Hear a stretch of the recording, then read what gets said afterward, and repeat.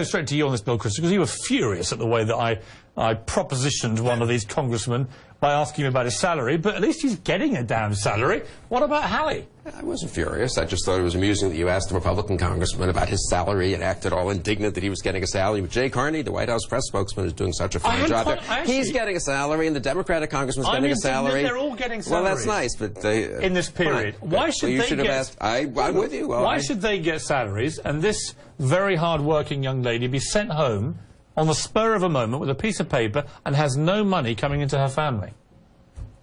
Some of the congressmen, a friend of mine, Tom Cotton, the congressman from Arkansas, said he was giving up his salary for this period, but it's up to each person to do. There are essential employees. Well, what do you mean? What is your position? The position is if they engineer a shutdown, they shouldn't be paid. The House Republicans passed the Military Pay Act to make sure the military were paid.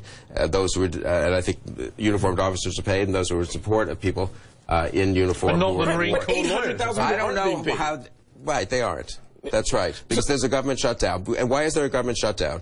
Because the Democratic Senate and President Obama will not accept two propositions: that the individual mandate should be delayed for a year, even though the exchanges have opened in total chaos today, and the second one, that congressmen should abide by the same rules as everyone else who goes into the exchanges. Those are such unreasonable demands that the President of the United States can't even negotiate with the Speaker about it. That Jay Carney can't even make an argument for why those are good pieces of legislation. Bill, that sounds great, right? You begin with a non-starter and then say the person won't negotiate on the non-starter. Why is it a non-starter? Well, because first of all, because it's a law, like Piers said. But didn't the President suspend the employer mandate? Didn't the President change other parts of the law? Shouldn't Congress have a right to say something? But the President has been open to negotiating this law for the last 2 years. Is that right? Absolutely. The House Republicans passed. The House Republicans suspended the individual mandate. They got 22 Democratic votes in the House. Senator Reid hasn't taken it up. President Obama said he'd veto it. He's not open to discussing anything. Instead, he opened the exchanges today, and they worked just great. He simply won't do it with the government. No, he would not. I'm sorry, that's not true. The exchanges have been a mess. First of all, you're overstating the level of calamity at the exchanges. And second,